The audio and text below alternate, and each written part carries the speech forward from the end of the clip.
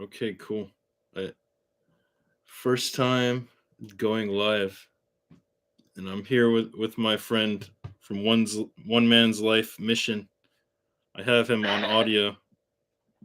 Um, yeah, this is probably going to be a little awkward because it's my first time doing this. But anyway, yeah, man, you were telling me about this Bradicus guy a while back. Straight into the drama. Fucking hell. No, You're like, yeah, what? he Yeah, you're added like, me. straight. He added me on Facebook, probably like trying to sell me like dating Oh, advice or really? whatever. Yeah, but it was DM you on interesting that you and him hung out. For those of you that don't Yeah. know, Bradicus is a famous PUA who has a lot of controversy around his name. I don't know. Maybe you could cover him better, right? And you guys at home, Cole didn't tell me what this video was about. And then he's like, Bradicus, straight into it. Oh, fucking hell. Trying to drag me into it. Yeah, I met up and then I think I think when you look at the industry, there's a lot of like marketing that goes on, and it's hard for the average guy out there to see who is real and who is not, and who actually knows what they're doing, and who has success that isn't manipulated by a multitude of factors. I posted a photo of me with a girl who I thought was quite cute. She's like 20 years younger than me, and a cutie. I think she's a cutie. Well manicured in person, she's beautiful. And I had a comment from a guy saying she's a 3 or a 4 at best, and and I'm like, dude, I'm not marketing here. I'm not. They're not paid actresses. This is like legitimate cold approach. I don't even, it's not Tinder. It's not nothing. I had a comment from a guy saying, "Oh, this is the worst looking girl I've ever seen." And what happened was that guy that left the comment. It turns out that someone checked out his Instagram, and it turns out that he was taking photos, group photos of people like who's that famous guy that has a lot of girls? You know that famous like multi-millionaire, like one of the most famous guys on Instagram. He's always with Dan tons of Bilzerian. girls. Dan Bilzerian. He literally took photos of like Dan Bilzerian and his mate, the Sartan guy, and a bunch of other people, and then he edited his head, his body on top of them with all of those girls, pretending that he's with all of those girls. And this is the type of comment, so there's so much shit out there. And the issue is, if you're real and you're actually posting, girls that are legitimate girls that you've got through cold approach, you're going to get criticism. And so I can see now from the other side of the fence, because I was in the pickup community a long time, I can see from the other side of the fence how a lot of guys would go to the dark side, because you post a girl who's legitimately within your, like, way above your mate value, like more attractive than you, and it does take quite a few approaches to get one of these, and then you have a guy saying, "Oh, that's a 3 or a 4." And it's like, okay, I can see how guys go, "Oh, fuck it, I'm just going to pay for some fucking actresses." And you can see how they do, and so you can see how they, guys that have been in the industry a long time, run down that rabbit hole, And the thing is, it's not based in reality, because I just had a guy on my channel. I'll have to send you a link if you're interested. But I had a guy on my channel. He left a comment saying that he's struggling. He's a virgin at 21. I had him on. He actually, kudos to him. He came on for a live chat, Or not a live chat. I just recorded it and posted it. And he's a virgin at 21, 6'2", and he looks like a tall, better-looking Justin Bieber, and he couldn't get laid. Like there's 30% of men around that age range that aren't getting laid at all, right? When you look at the raw data, and then I post a girl who's legitimately 20 years younger than me, way above my mate value, more money than me, more educated than me, that's embarrassing, hotter than me in every way. And some guy's like, that's a 3 or a 4. There's a delusion out there that is based in the marketing. So they watch so much marketing online while sitting in their mother's basement. And they're like, well, you should be banging 10s if you're a coach, you know? And so it's a bit of a shit show. You've been in the industry like a million years longer than me. You started 5 years before me. So you've seen all this for a long time. You were around before Bradicus. Yeah, I was dealing with it. I still deal with it. That's why I really don't, because I've already been through that stage of this. Like, it's like an emotional stage. You go through that stage. How do you deal with it? And some guys are like, "Fuck it, I'm going to the dark side." And dude, I got out there. I got kicked off the pickup artist forum by you know that forum, the pickup artist forum. No, what platform? If you put a pickup artist forum, it's owned by Richard La Ruina, and all the moderators on there. Anyway, it's kind of like if you ever played like Counter-Strike. Like they don't have any moderators. You can say whatever you want, and well, they do have moderators, but the main guys are like, if you don't kiss their ass or say stuff that it's like a big power trip, you know? Yeah. Kind of like the Reddit moderators. Yeah. The male feminists. Yeah, exactly.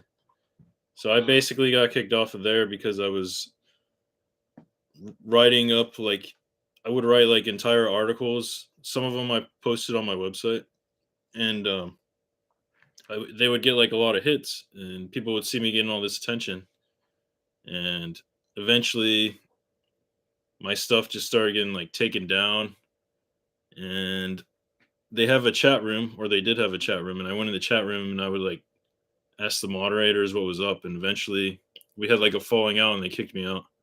It was like back in the day. That's weird, because I don't think I've ever seen you post anything even slightly controversial. I think you're quite careful, right? Yeah, when I met you, like when I started like doing podcasts with you, I was already like done with that controversial stuff because I learned like other ways to market. And oh, okay. Yeah, which is kind of like what I wanted to get to in this live, like marketing. Like you said, you have like a SEO algorithm that you try to follow. No, I got a new idea. I just thought with YouTube, I was thinking I will just post. I'm not getting that many views. And how many views do you get per video? Not many. Like I'm lucky to get 100. You ever put any shorts? Yeah. I post a few shorts.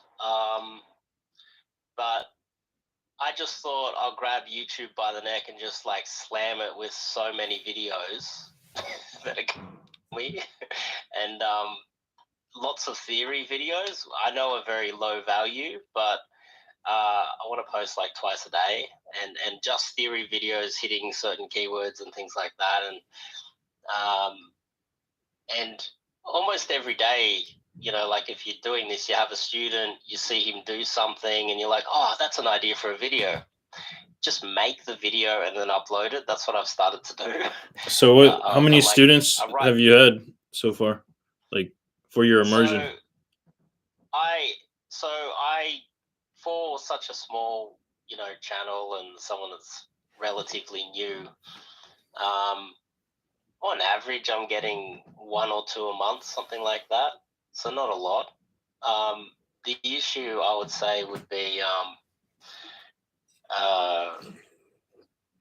well, I'm in Sydney, Australia. So in Sydney, if you're in the like if you're in like the pickup sort of community, you go out there and you do game, you go into the nightclubs, all the other guys, it's like with a marketer online that posts actresses and with lots of girls, and you never actually meet them in person, they have this sort of aura of invincibility. They're almost like these online stars. But if you were to live with them or hang out with them or see them on a regular basis, you'd realize that, I don't know, who's the biggest star at the moment? You know, you pick out someone that's a superstar, right? And if you hang out with them, they become real. You know, they become a real human being. You're hanging out with this person. You know, they still got to eat. They still got to sleep. You know, they're not Superman, right? And if because I've been in the like the forums, say, like in Sydney for such a long time. So like if I go out and game or whatever, other guys would see me. And so there's no aura of invincibility, you know, that the marketers have, which means that I'm real because I'm out there. There's real criticism. There's real people seeing me all the time. I go out to the clubs. There's not a lot of clubs in Sydney. Sydney's a relatively small city, you know, like if you're gaming in one area. And if you're all in the same sort of groups, it's like there's what is it? It's you can't be a total fraud if you're always in the community all the time. People are always seeing you game. Yeah. But on top of that, it limits the amount of clients you're going to get because they're like, oh yeah, I've gamed with Dave, you know. And so it's like they're like, well, you're better off gaming with me. It's like, and so the amount of students you're going to get is limited. And I remember seeing in the early days when Nick Krauser, this is a long time ago, Nick Krauser was kind of like the man, right? There was a period there where it was kind of like the most famous like day gamer, right? And I remember him getting really angry all the time. I was like, what is wrong with him?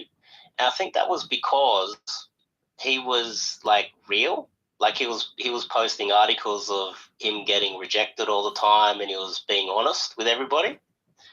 And whenever he would game, you know, in Britain, there was a lot of criticism all the time because people would see him all the time because he was real, right? And he was posting real content. He wasn't, you know, hiring actresses and things like that. He was like being as authentic as possible, which I think during that period opened him up to criticism that all of the fraudsters don't have to deal with unless you catch them being a fraud. So hopefully that makes sense. So now I've seen it. I kind of understand why he was so bitter during that period. I was like, fuck, why is this guy so angry? Why is he so angry at everybody? And it's like, now I know, because it's if you're in the community, you're out there gaming, you know, you can't just, if you don't know anyone, you're not really in the community, and you're kind of outside of it, you just post a few infields from some random spot, people think you're a god because that's all they see of you, right? Yeah. You can kind of curate this sort of fake persona. You've probably seen that come and go. Yeah, many times. I post Yes. videos of me getting rejected. They're somewhere. I have like 3 channels. But yeah, I know You what just you hit mean. 1,000, right? What was that? You just hit 1,000, right? Yeah, that was on one of my channels. I have another one with like over 6,000.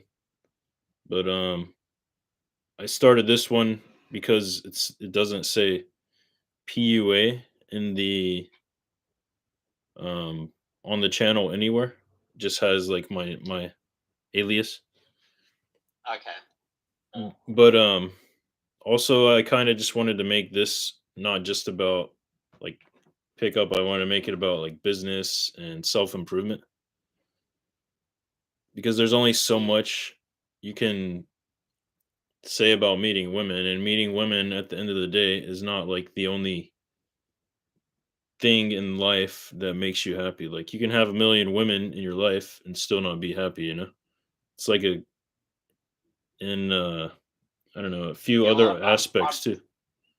dude, I'm prime example of that. I think after I had the first hip replacement, I was just like, I'm like in pain. I was How'd you get a I was hip in replacement? I don't know, like the hips just wore out the cartilage. The Mm. only thing I can think of is I used to surf all the time, and I played rugby union. I did like 8 seasons of rugby union. Played a lot of sports that could have worn it out. Who knows? There was no accident. It's not like I got hit by a car or something. It's just one day I couldn't walk. I was like, "What's going on?" And the doctor's like, "Your cartilage is worn out. This is serious." I was like, "Fuck." Um, and at that point, I'm just off what you just said. You just said, pick up and girls you shouldn't revolve your life around it. I guess when I was in pain, I was like, well, what else can I do? I can't. I'm in pain. I can't really do sports. Financially, if you're in pain, there's a lot of jobs you can't really do, and it restricts things. I was like, fuck it. I'm just going to do pickup full time, and like do shitty little jobs, and then just game all the time and just try to, So I'm prime example of that. If you just game all the time, you end up with no money and no education. Yeah, I've learned that. But yeah, that's what I was talking about before.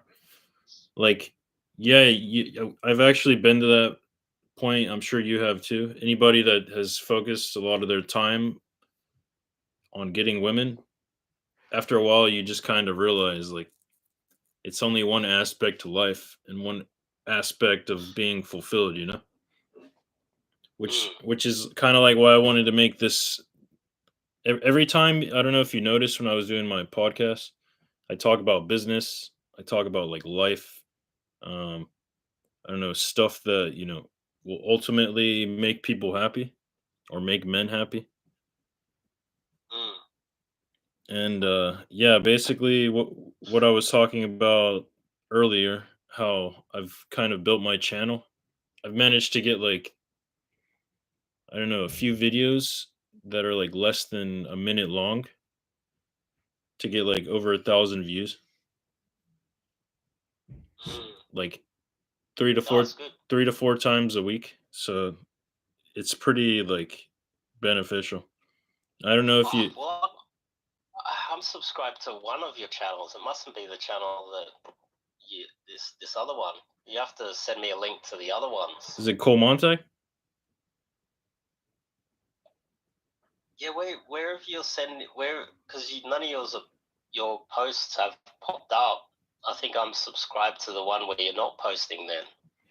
Oh, really? Maybe. Yeah, because Do you ever look at the shorts? it should still pop up in the feed though. Okay. So I mustn't be subscribed to that channel, whatever you're posting on. So you said you got 3 channels. I'm subscribed to one of them. This is the only one that I post though, like that I update.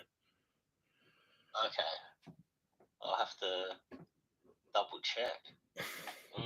But anyway, lately I've been getting a lot of traffic from shorts, and also I've been doing Instagram reels, and I'm getting paid for the reels, which is cool.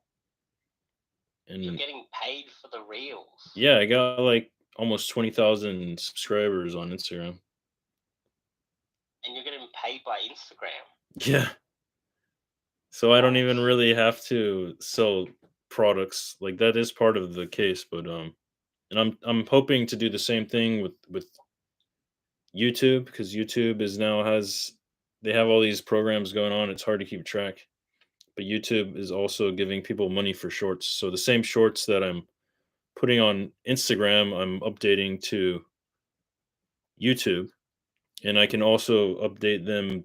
I can add them to TikTok and add them to like whatever social Mm. platforms I want. So it's just like all this content, and I see that it's content that's getting reactions, and it's usually not any Mm. more than like 5-second videos. You should check out my shorts, man. when you get a chance, Yeah, because especially check I'm out surprised. the ones that are getting like the highest amount of traffic. You should ask me like what I'm doing there. That Yeah, way, I'm interested about your Instagram because you said you're getting posting paid for like that. a video every day and only getting like 100 views, right? Yeah, yeah, for YouTube. Yeah. Longer videos, like people don't pay attention, you know? It's like I Mm, feel like most of the world is like ADD or has like a, I don't know, 5-10 second attention span. So yeah. it's crazy how much make something short and sweet, how much attention it can get compared to something that's long and has like a lot of valuable information. People don't even have the time to like, or they don't even have the attention span to grasp whether the information is good or not, or to like actually value it, you know? Have you have you tried running Instagram ads targeting girls?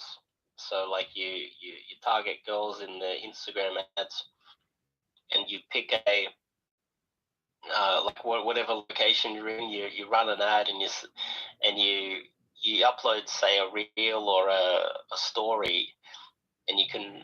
I haven't actually done it yet, but you can. Some of my students have figured it out, and they're getting some success with it. You post a story or a reel, and then you boost it through Instagram, and then you target like 10, 15, 20 kilometer radius from where you are, and just target girls that are like 18 to 25 or something. And get dates And that then you way. make a yes. So some of them have been asking like stupid questions. Like they stand in front of a so what like it's a sponsored post that will pop up in the feed of a girl's feed, right?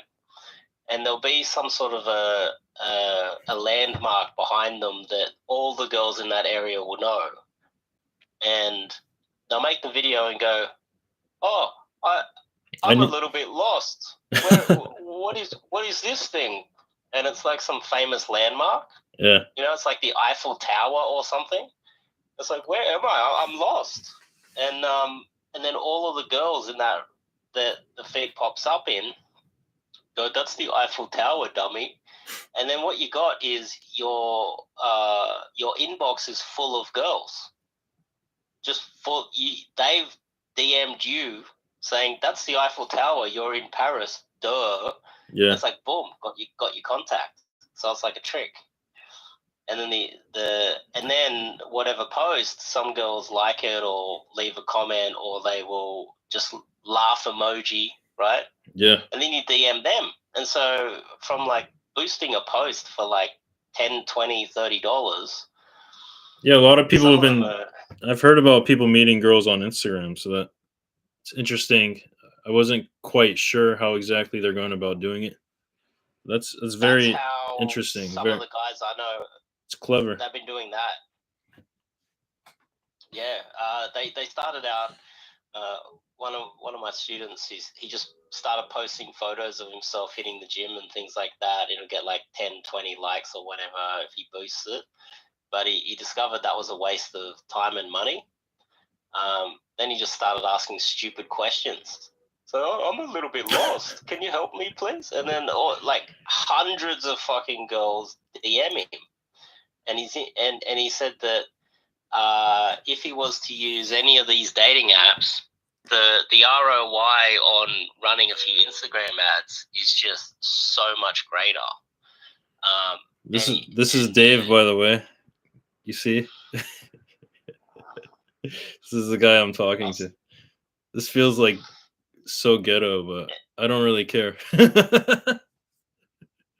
you can use StreamYard or Zoom or whatever. Yeah, I was actually researching StreamYard. I was planning on using that, but it looked like there was a paid version. I didn't know they had a free version. No, it's StreamYard, free. for those of you that don't know, is that have your own YouTube channels or channel in general on different platforms. StreamYard allows you to post live to many different platforms at the same time. Does it let you do anything else? And you can look at like YouTube videos or whatever on the internet. So you can put things into it, and you can have multiple people on the stream, as well as look at things like, just say you want to read a website or look at a video or something and commentate on it. So you can put some source material on there to talk about as well. And the live chat is all there, and everyone can see it. It's all in one place, and it's free. The only thing is that with the free service, the logo, the StreamYard logo is on the video. That's the only. It's not even really a downside. Watermark. That's interesting. Yeah, I thought Yeah, it was a paid thing that you had to sign up for it. Well, you do have to sign up for it, but it's free. That's cool. I'm gonna start using it then. So what else? There were some other things I wanted to cover. Oh yeah, what you were wondering where I've been? I've been all over the place. I was in Ukraine a month before the Recently? war started. Yeah, like a month before the war started. I met some girls over there. Had a good time. I was also How in did you meet Thailand. them? Thailand was cool. How did you meet them in Ukraine? I met Were through Tinder and on like approaching in the street and bars. And I speak a little bit of Russian. I was actually studying Russian over there, and I would just ask them if they speak English and Russian, and say something cute like "Oh, you're pretty" or whatever in Russian. But now it's probably where I was at in Kiev. Like they speak a combination of Russian and Ukrainian. But now it's probably there's some parts of Ukraine before the war that they only spoke Ukrainian, and some parts that only spoke Russian. Like I've met Ukrainian people that only spoke Russian, so I don't know. It's it depends on where you are now. I hear, because I got a friend over there now, and he was there after the war began, or before. He's still there now. It's been there the whole time. Oh, okay, yeah, Yeah, he and he learned Russian. He's probably in I think the west. The west, yeah, Lviv area. Yeah, it's in Kiev. Kiev. Apparently Kiev. Yeah, I was in Kiev too. I've been to Kiev, Lviv, and yeah, I think that's about it. But Lviv and Kiev was actually under attack for a while.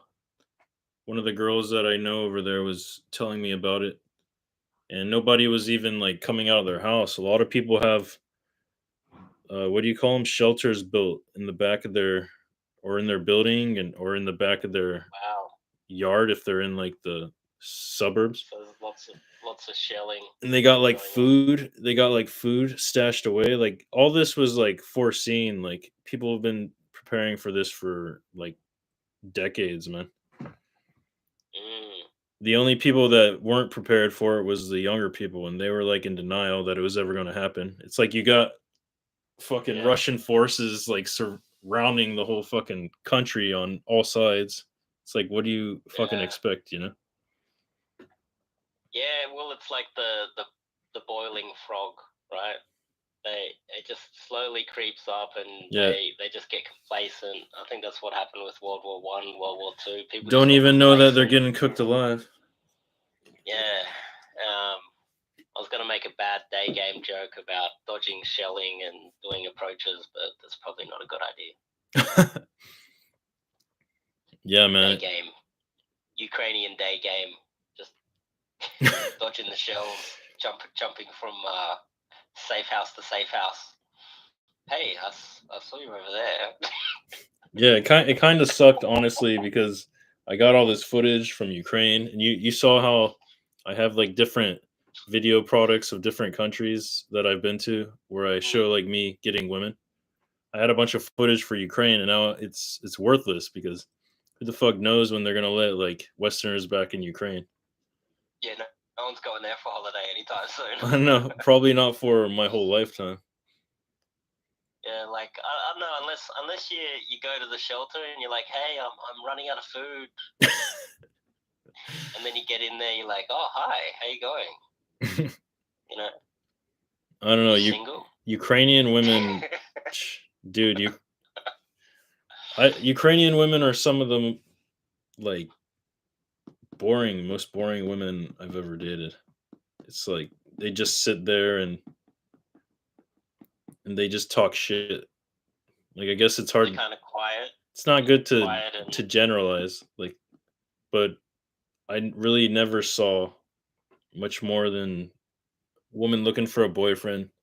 And then when they go out, they get together with all the boyfriend's friends that have girlfriends or whatever.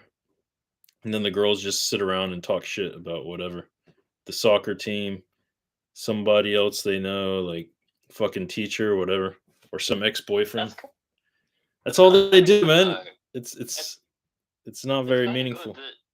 The polar opposite is in Australia, or any first world country where there's a surplus of food and shelter and everything, and the only thing they have to worry about is bulking up their Instagram and meeting the next dude in the nightclubs. Like some of the girls are predators themselves, and Oh, you you mean have in some Sydney? girl and you're just in general, really. You just say like you meet a girl that goes to the nightclub all the time. There's a certain percentage of them that are always in the nightclubs, right? And sometimes you land on a landmine, and she's got a different guy every week. Yeah, Um, that's definitely a I, Western thing. I'd much prefer a girl that has that is a little bit more boring, you know.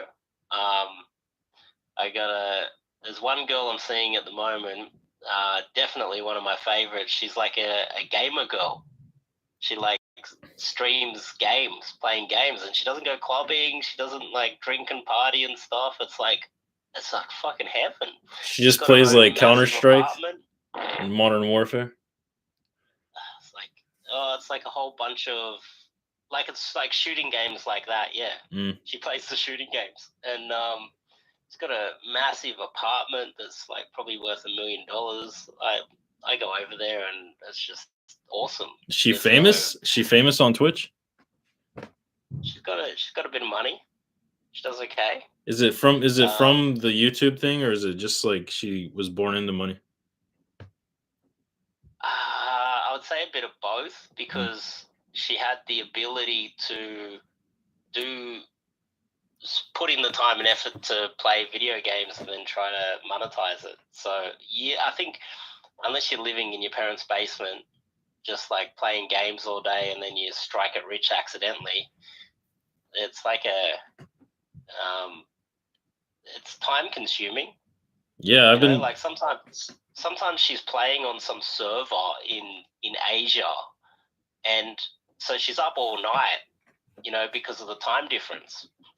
So she goes to sleep sometimes at like 7 a.m. in the morning, and that's the difference between her and like another girl in Sydney that will be clubbing all night. She's coming home at 5 a.m.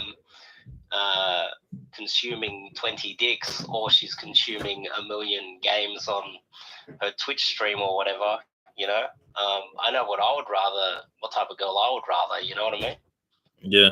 But that's like a lot of guys don't fully understand that either. They put a lot of the girls in the nightclub on a pedestal. But you run that gauntlet enough, you learn the hard way that it's actually not that cool. Yeah, a lot of them You get are like chlamydia. there for the cocaine and hanging out with, hooking up with club promoters, like taking turns with different promoters because they give them like drugs and stuff. It's like Well, if I'm you're in in New the York, clubs man. I'm in Manhattan. I'm in the heart of that shit. I've been seeing it for so many years. I don't even go to clubs that much anymore. yeah, like after a while, you go to the clubs, you see all of those guys, you see the same people that are there all the time as well. And yeah, But it's good too. Like when you're learning game, so some guys they will just try to skip it. Like I had the guy that said he was an incel and he was 21. I was like, dude, you need to hit the clubs, right? You need to work on your verbals. You need to spend some time in the clubs because he wanted to. A lot of guys they want to skip it. They think that they can just go straight into day game, but it's like if you just do day game, we've got some of them in Sydney. What would you suggest for like people getting into, I don't know, finding more women in their life? Like, should they start out with? Like online first, and then gradually get into more social ways of meeting women. Well, that's the thing. I'd say every guy probably he wouldn't need any coaching or any advice to get online. So I'd say everybody would dabble in it regardless. There's probably kids in high school that are like Tinder. Oh, I can just download it. I just lie about my age. Okay, I just put up some photos. Anyone can figure that out. I think the issue is that it's a Pareto's law arms race in these apps where the top 10-20% of guys bang 80% of the women on these apps, and so the only real hack really is getting out there and hitting the clubs or I would say starting. I think you can hear me okay? Yeah. What did your finger like touch the button or something? No, I'm over here. Maybe it's your breath. Your breath is so potent that it maybe there's something. It's just glitching. Well, I can still hear you, so that's fine. Hopefully, people watching this can hear you too.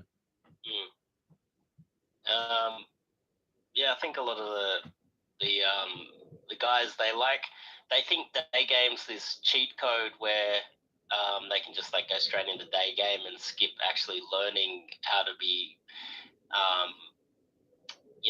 friendly and charismatic and try to work on their ability to communicate.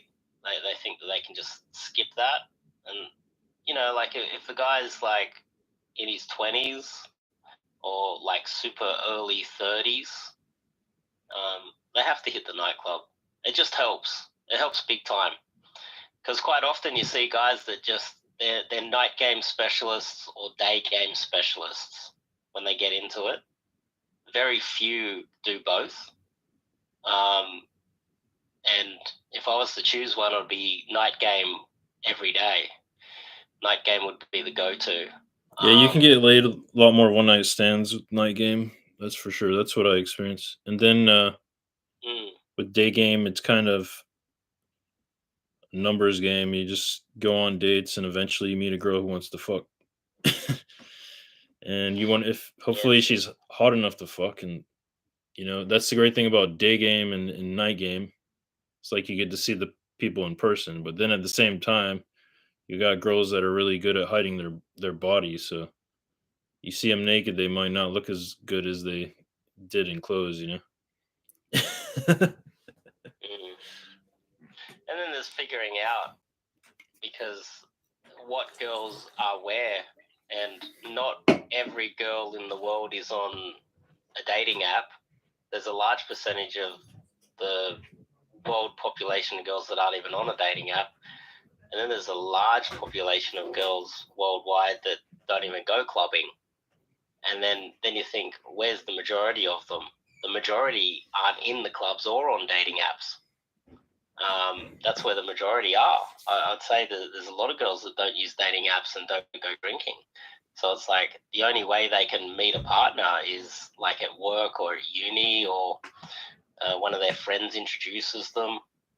I guess it kind of depends on where you are, what country you're in. Like, maybe not in like Western countries. Well, I guess I can't say every Western country, but in America, it's in New York. There are a lot of quality girls that you'll meet on dating apps. But okay.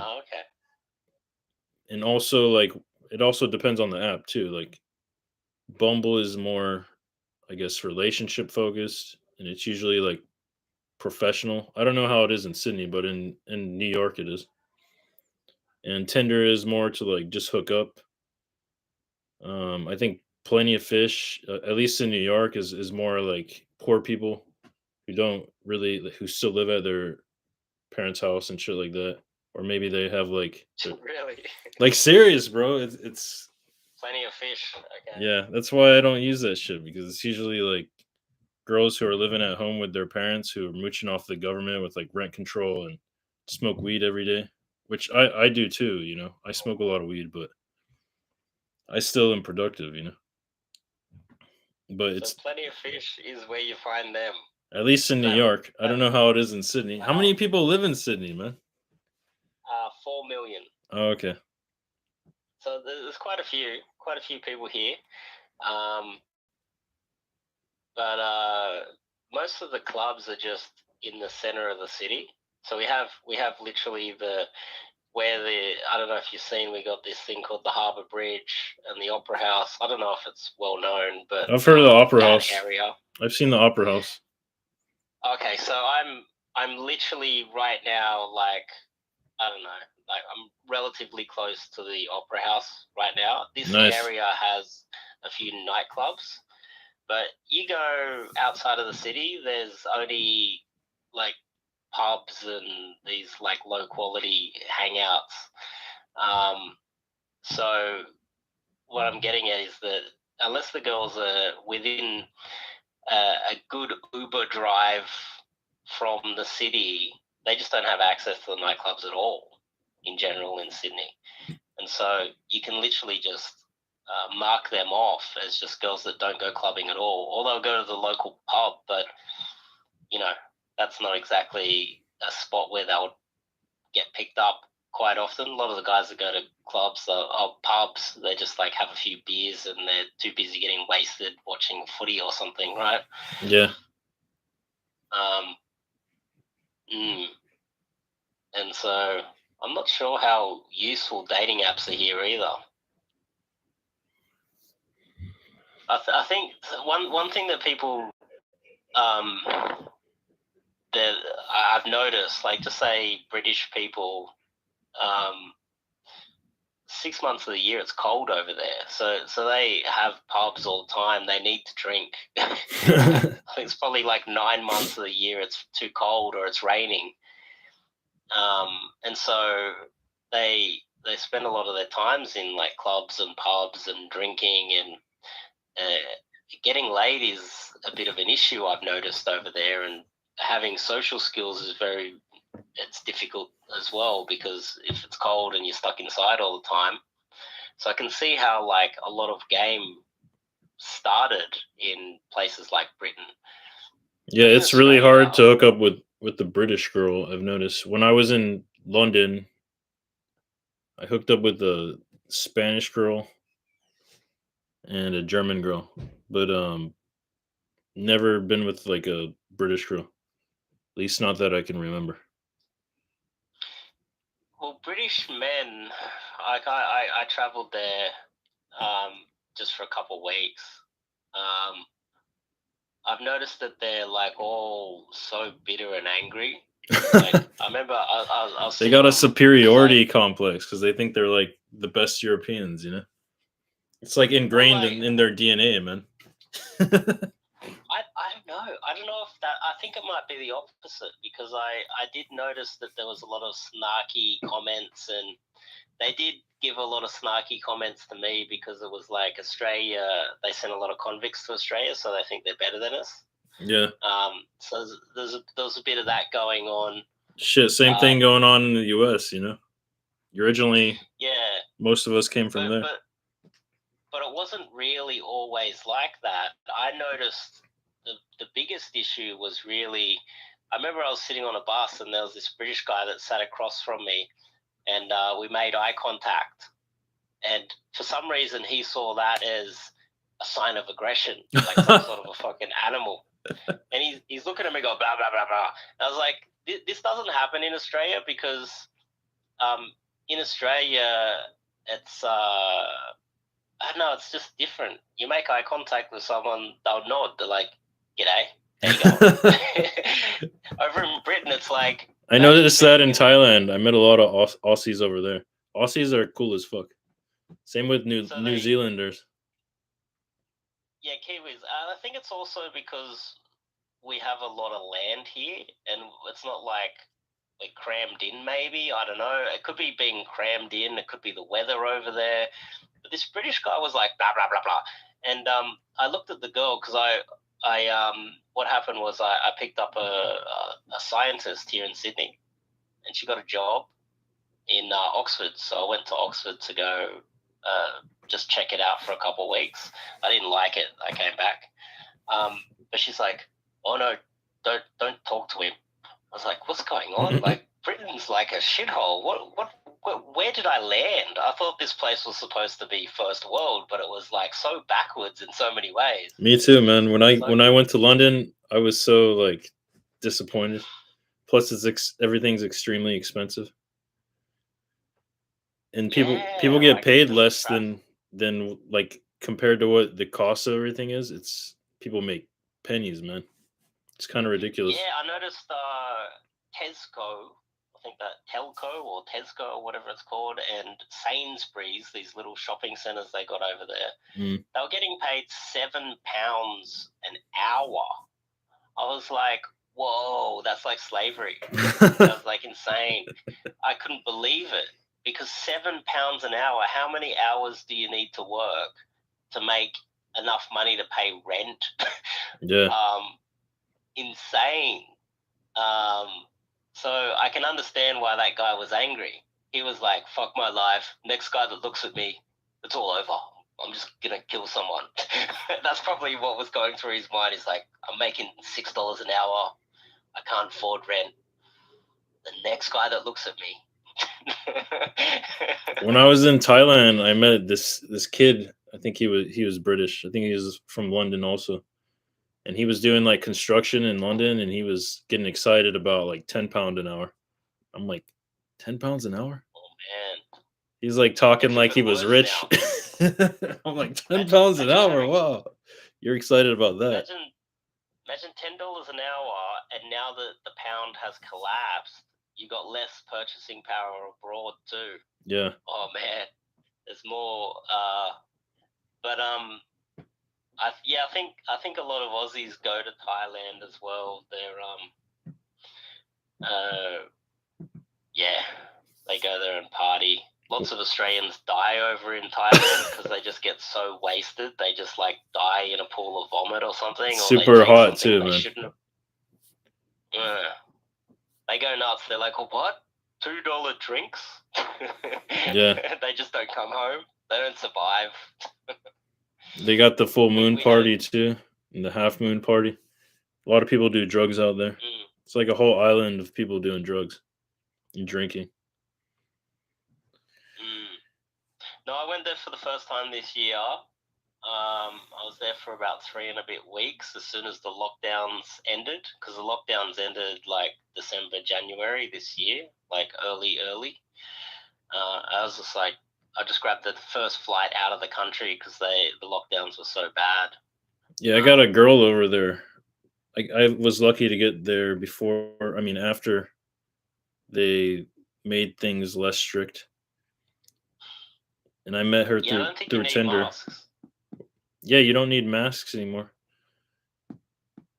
The whole country is like dependent on freaking tourism, so they're going to, they need to survive one way or another. They can't survive if they're making everybody stay inside and doing lockdown, especially with the amount of Yeah, money people make a month. So, yeah. Did you go to? You went to Bangkok, right? no, I went to a little island off the Gulf of Thailand. Oh, Uh, okay. I forgot. They have a demographic problem too. They got like a lot of Massive demographic. islands out there. What's the demographic? So there's the demographic pyramid. So usually at the bottom of the pyramid is the largest amount. So like kids, people have a lot of kids, and there's like a demographic pyramid. And at the top of the pyramid is like 100-year-olds, which is the smallest demographic, right? The largest demographic is kids and teenagers, because most of them survive and they've just been born. As people die off, that's the demographic pyramid, right? It's almost inverted in Thailand because they have so many of the educated people are just leaving. People aren't really having kids, and so they've got more older people than they have younger people to replace them. I think also a contributing factor would be a lot of the girls, turning to prostitution. You got lots of lady boys and things like that not having kids. Did you have any of that when you were over there? Speaking of interesting stories. There was out the front of my hotel, there was like a bunch of lady boys out the front, and they were like, every time you walk by, they're like, "Oh, hello." I was like, "Oh, no." And one of them just started yelling at me. I was like, "No, sorry, I'm not gay." Yeah. Blah, blah, blah, blah, blah. I was like, "Oh, fuck." And they were massive. Because ladyboys they're men, right? Yeah. And I looked around. I was like, these ladyboys are big. I'm in a lot of trouble. I got to get the fuck out of here. Yeah, they rob people over there too. You got to be careful. There was like a horde of them out the front of my hotel. I was like, fuck. Cops rob people too. That's one thing I didn't really like about it, is you're always like worried, is this going to be the night I get robbed? Because it just happens randomly, sporadically. One day, the cops I'm sitting there at the front of like a 7-Eleven with a drink. It's like hot. I sit down, I'm looking at my phone, and I look up and there's two cops standing next to me. I'm like, oh, what happened? And they want to go through all of my pockets and they want to see my passport. They want to go through everything. I was like, oh, that's dodgy. If they did that in Australia, the Thai people would be like, oh, that's racism, that's discrimination. It's okay to do it to a white guy in Thailand. Yeah. Did they take any money? Did you have any money on you? No, I was just like... Usually they're just checking to see if you have money on you, and if you have money on you, they take it. Happened to a few people I know over there. Luckily, it didn't happen to me yet. I very rarely had... I had like cards, and I would just get as much cash as I needed, so I didn't at that point. And they caught me literally a couple of days before I was flying out too, so they probably thought they wouldn't mess with me, because if I miss my flight, then it's some sort of an issue. If it's someone that's staying for a long time, they could probably mess with them and take a bit of money, because then it's like, it doesn't get to any authorities above them. But what I did was, when I saw the lady boys out the front, I just cancelled my hotel. I'm like, I'm getting the fuck out of here. Where am I? I was like, I saw nightclubs. I was like, this isn't a nightclub. They're all hookers.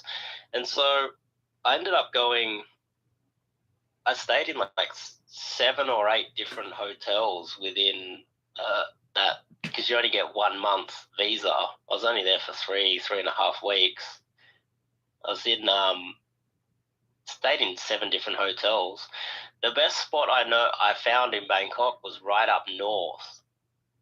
No one could speak English, but I found a sweet spot. There was a complex of apartments next to a hotel. Not a hospital, sorry, not a hotel. It was a complex next to a hospital, and on the other side was a university. So what they had is, in the complex with massive apartments, it was all uni students and doctors and nurses and hotel sort of employees, right? So perfect for gaming. Also perfect for gaming. And it was like, there was these uni bars, and obviously you couldn't go out in the middle of the day because you just get so sunburnt, because there wasn't a lot of like cover. But and they had a few sort of smaller stores. It wasn't like a massive mall, but you could just day game all day there. And then in the night, hit the uni bars. Every single night, the uni bars were going off. So I was like, I don't need to go anywhere near the main areas of Bangkok. and there were no lady boys. There were no you didn't have all the same tourist issues that you would down the bottom in the main areas of Bangkok. And I met a doctor, and she would go to work. She was doing like 10, 12-hour days, like ridiculous. She goes, I work from 8 to 8. I was like, oh, so, like I just assumed that was like 10 hours. She's like, no, I go to work at 8 a.m. and come home at 8 a.m. I was like, well, that doesn't make sense. But I think she was just exaggerating how many hours she did in the hospital. And she just gave me the key card to her apartment. So I ended up just swimming in a pool and using a sauna and hitting on all the girls in the apartment while she was in the hospital working. Damn. And then hit the uni bars. That was the sweet spot, actually. I found a nice spot up there. But you're going to have to let me know next time I go to Bangkok. To be honest, I didn't like it that much. The fact that I had to search so hard to avoid all of the lady boys and the hookers, that kind of pissed me off. I was angry for the first week, just like bouncing from hotel to hotel. I was like, oh, I hate this place, fuck this place, until eventually it always works out that way. The last like couple of days you find the sweet spot and you don't want to leave, but that's when you've already booked the hotel, the flights to leave. So I don't think I'll ever go there unless like someone invites me and I go there to game or something. But I don't think there's not much there for me, to be honest. What kind of girls are you usually attracted to? I didn't really like Thai girls until I went to Thailand. Then I saw like a lot of them. Like I like curvier women, and I saw a lot of them actually are curvy, and that's like perfect for me. An Asian girl that's curvy. So I had a lot of fun. You'll always see better ones at the source. You go to the source. What's the source? Well, if you meet a Thai girl in America, she's probably run the gauntlet of what do they call it? The cock carousel, right? Mm. She's probably bouncing around trying to pay her rent. She's probably doing her best to keep a roof over her head, pay her uni fees. That reminds me of this Filipino girl actually that I knew. She was here for like 2 years. She was here for like 2 years. I forgot. I lost count of all the guys I saw her making out with, including me when I first met her. And she met some rich guy who lives down in Soho. I don't know if you're familiar with New York, but that's like the rich area of Manhattan, like Tribeca, Soho. And now they're married. Now they're married, and she has a kid with the guy, and the dude is fucking loaded. Like, she got what she wanted, man. She came to America and she found the American dream. That's all I gotta say. And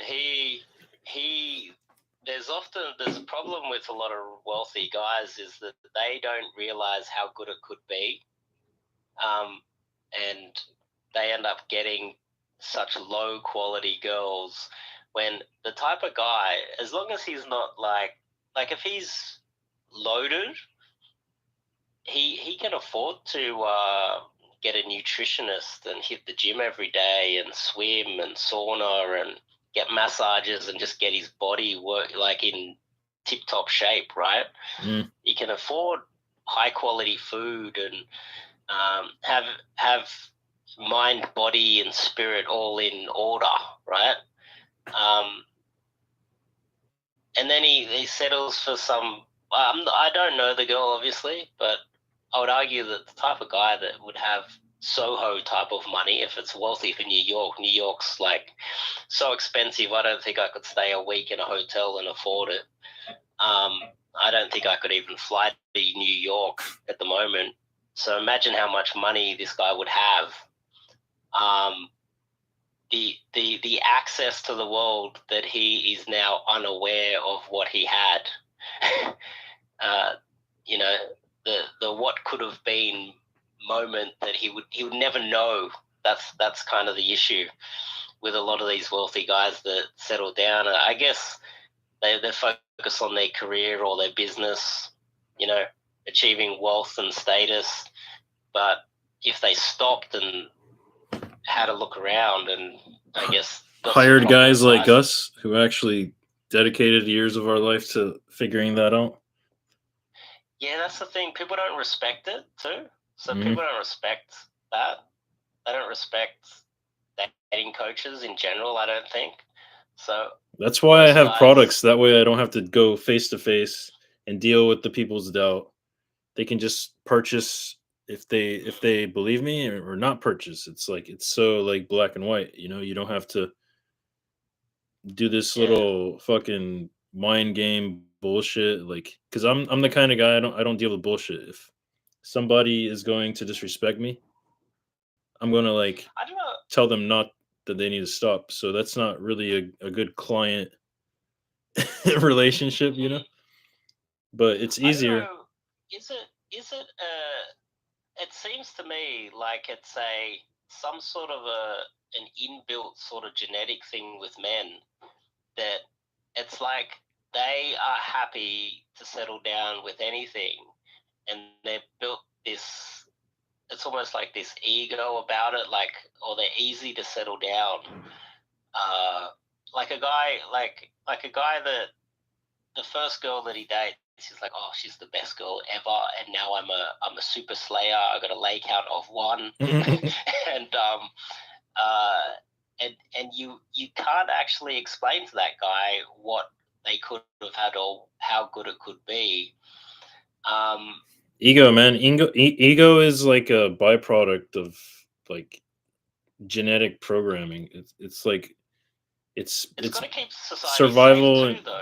in replication. Like if you think about it, if we didn't have an ego, like if everybody has an ego. If you don't have an ego, then you're not going to have the confidence to go and keep trying to better yourself so that you can, you know, reach that interpretation of yourself or however you feel about yourself.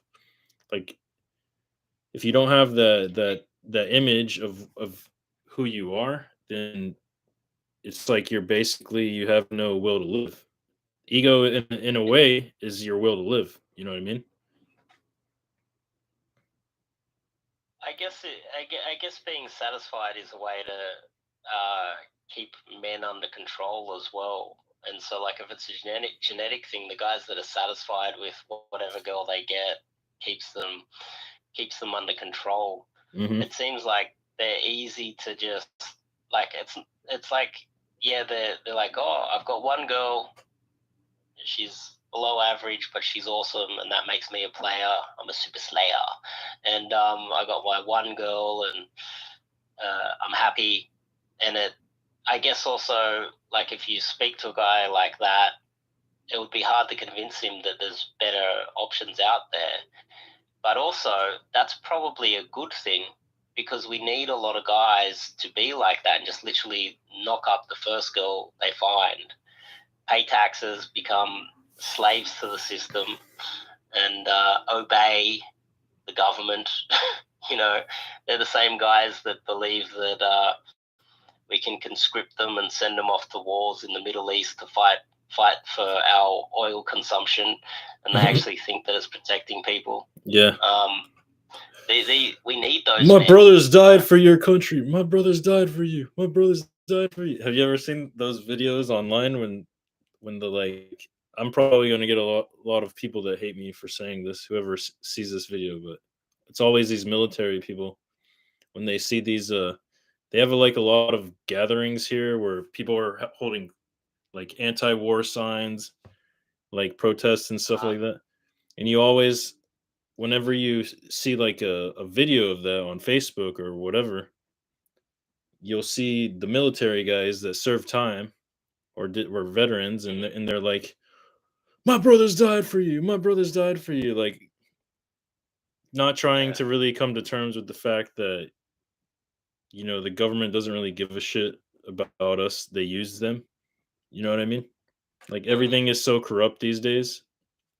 Well, it's probably Well, always been corrupt. that's no, it's That always been corrupt, but it's like because I ran the rabbit hole of studying geopolitics and looking at all those things, and men have just been cannon fodder from the beginning of time. Mhm. It's like the government just looks and goes, "Oh, these are men of fighting age. Let's just send them in and go and start some war." It almost feels like when you look at some of the wars never needed to happen. They just needed to get rid of men, and so they sent them off to their deaths. And Look at when you World War study II with fucking Joseph Stalin. He sacrificed like literally, I think, more than half of Russia to beat fucking Germany. and now we have history where you can see that those guys, they went off and fought to the death and they died, and then there's a surplus of women, and then with that surplus of women, your enemy then catches a flight to Moscow and starts banging all of your surplus women. And it's like, what did you fight for? You should have stayed at home and defended Moscow. You should never have fought them on the battlefield at all.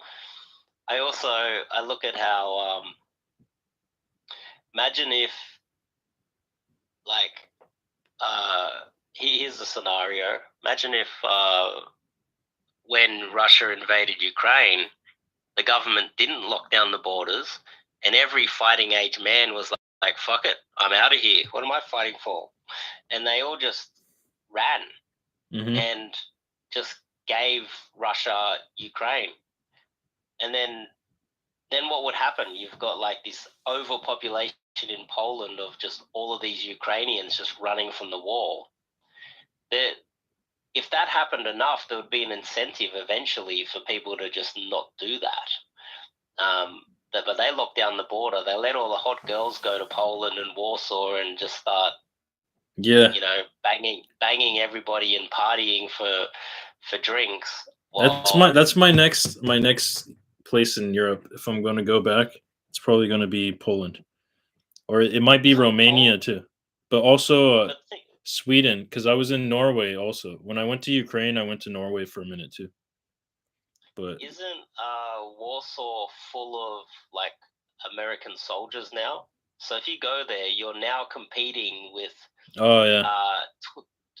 tall, jacked, fit warriors from the United States. Dude, that's how it was in fucking Norway, man. Everybody was like, I don't know, 6'2". I don't know how many centimeters that is.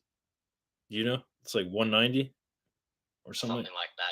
Yeah, everybody was like 6'2" and taller. Some of the women, most of the women were even that tall, and it was basically the same thing as fucking Scandinavia. Like whatever day game girls that you could find that were under 6 foot. I don't know if you're into tall girls, but I'm not. It's like it's almost impossible to really day game. You're gonna be or doing night game. You're gonna be talking to girls for like I don't know weeks until you finally have a girl that is like that might be like mediocre down to hook up with. But I don't know. I didn't really stay there long enough to find out, but it was very competitive. That could be why. Like in a lot of the wars, a lot of the shorter guys died or something. I don't know. Well, look at all the world leaders that are short as fuck, like Putin, guy from China. Well, that's something that a lot of men misinterpret. I kind of dealt with that with like I think with like when I would play rugby. How tall are you? I'm 5'8". 5'8". So it's about Okay. 174, 75 centimeters. That's not really that short. Like when you like people think like 5'8" is not that tall, but then when you're next to the person, you're like, oh, you're actually I would never realize you were 5'8". It's actually kind of 5'8", 5'9". It's better than like 5 foot, Oh yeah, of course, of course. But yeah, like I think a lot of the men that they say, see, you notice that a lot of the men that haven't been tested look down on shorter guys.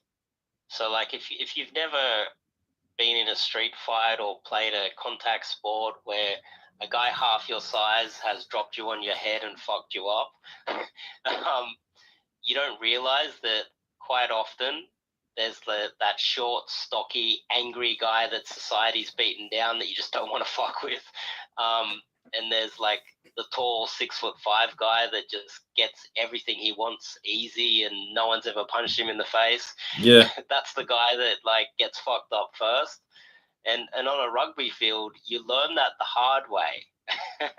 So on a rugby field, that quiet, angry guy that's like 5'5" and stocky, he's the last guy I want to fuck with. But the guy that's like yelling and screaming at you and he's 6'5", that's the guy you go for because it's all bark, no bite. The little guy will tear your fucking head off. I think society is full of people who have never been tested or come up against that. And so what they do is they naturally give the promotion to the tall guy. They give the seat on the bus to the tall guy. When the tall guy gets angry, they naturally just get out of his way. But not me. Small angry guy. I'm definitely not that guy. Getting out of the way, that's for sure. I'm not that short either, but I'm not super tall either.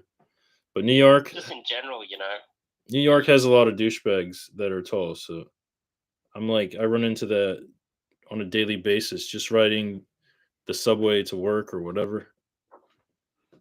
Yeah, it gets exhausting after a while. The funny thing is that when I was in Thailand, if you ever been to like a Muay Thai fight, what's so funny?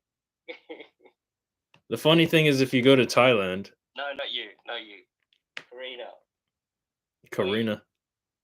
Oh man, she's laughing at me. Roommate? No, sorry. No, sorry. Is it a roommate or a girl? What? No, I don't know. I'm listening to you. Oh, you flexing? You got a girl over at your place? I see. No, I'm not flexing. No, I'm listening to you. Well, anyway, when I was in Thailand, if you've ever been to a Muay Thai fight, you'll see that they have a lot of Thai fighters against like Westerners, the Farang. Oh yeah. Mm-hmm. And you'll hardly ever see a Thai guy that's over like 5'6". And these are guys that have been fighting since they were like 7 years old, man. And they're just destroying every Westerner that tries to challenge them. And a lot of these guys are like 6'3", 6'4". It's ridiculous. So yeah, that's kind of like where one of the situations that I realized that you can't really judge a guy by his height, Yeah, and historically, Asia has fucked up the West multiple times. In fact, before Britain had the Opium Wars, China was the largest economy. They just ruled the world. Mm-hmm. And obviously the Mongols, the Mongolians, they went on a rampage through Europe. The Huns. And it's like they didn't. So same with the Japanese. The Japanese, they messed everybody up. They were crazy. But there's this belief that Asians are just like weak, and it's just like these people don't know their history. Try to fight one. And see if they're weak. Probably knows how to. Most Asians probably know how to fight better than most like white people. Well, Thais, they're brought up with Muay Thai, right? Kickboxers. Not all of them. There's not everybody in Thailand does kickboxing or Muay Thai. Not everybody, but it's like a religion over there, kind of, right? It's very popular, and in Japan, actually, the Japanese are very very good at rugby union now, actually. So on average, they're a little bit smaller, but they mix it up with some of the best rugby nations in the world. I remember when I was playing, a Japanese team toured Australia. And they're quite well organized. So there's misconceptions out there, and I think also there's also the honor aspect as well. So some I would say, from what I've heard, Britain is just, there's not much honor, right? There's not much real masculinity.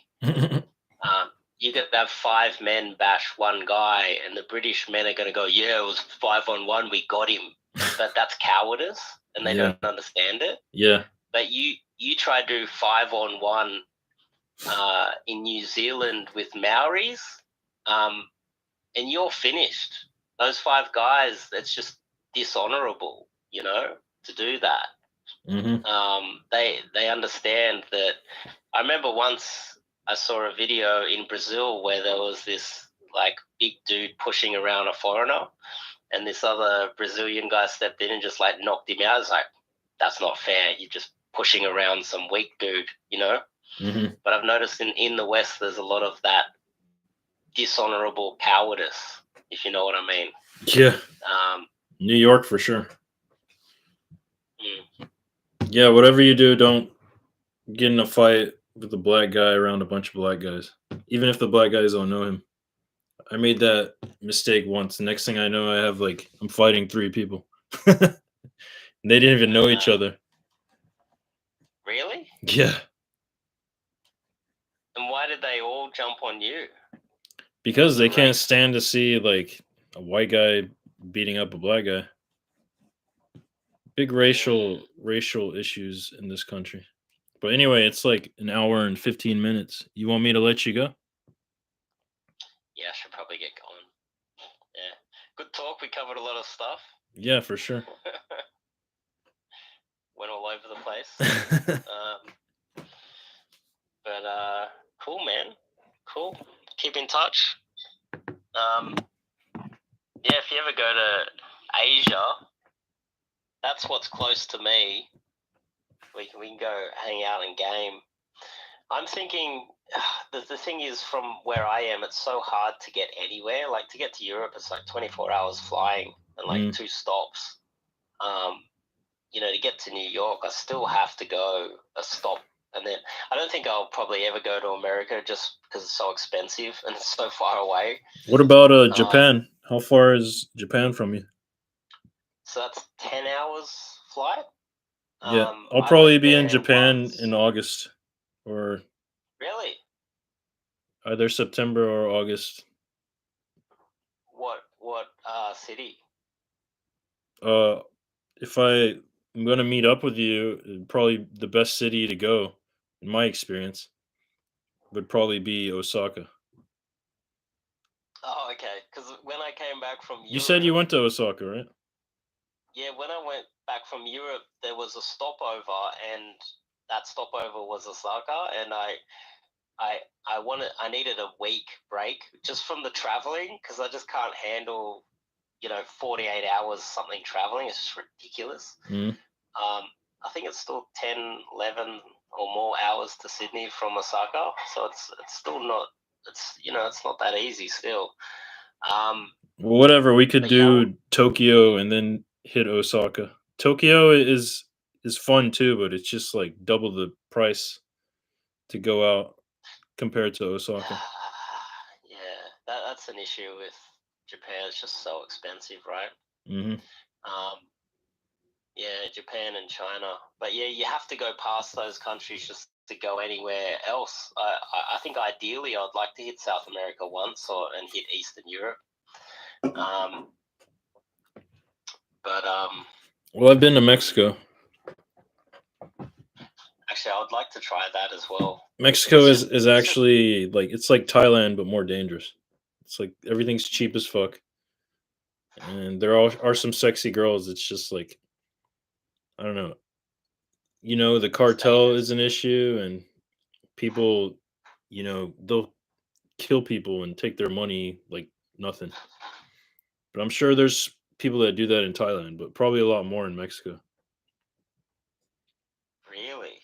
Yeah, that's one of the risks you take when you go to third world countries. Gee, okay. Like, the media doesn't like to talk about it, but it's definitely like, what are you going to do when you're in a country that doesn't have a lot of cameras, and people are very like desperate to get money to feed their family. They don't have like a welfare program. Well, the one country in the world that has leverage over the United States now. What? So America's the superpower. America controls the world. There's one country in the world right now that has leverage over the United States. What country That's is it? Mexico. Oh, really? That's Mexico. Because what has happened? Do you want to hear this? Yeah. I can't help myself. I end up going into geopolitics all the time. Yeah, sure. I'll just briefly say it. The factories are coming out of China, right? That's part of what the whole COVID scam was about. And those factories and all that capital investment is going into Mexico. So they're building all these factories in Mexico right now. So a lot of the lower skilled labor factories, they're all getting built in Mexico, and the United States needs them badly. All that investment. So Mexico in the next 10 years might get rich, or relatively rich, with American guns pointed at the factories. Like, don't get too rich, motherfucker. But Mexico will start to get wealthier. They'll be the richest country in the Americas. It might become wealthier than Canada, because Canada's going to decline. But anyway, I can't help myself. Is that what you studied? Happening. Geopolitics? Yeah, like, it's good to know how the world works, you know? Yeah. Oops. It's good to know how the world works. All right, well, I gotta get going, man. I gotta fucking use the restroom. I've been holding it. Cool, man. Yeah. We'll do this again, though. We'll do this again.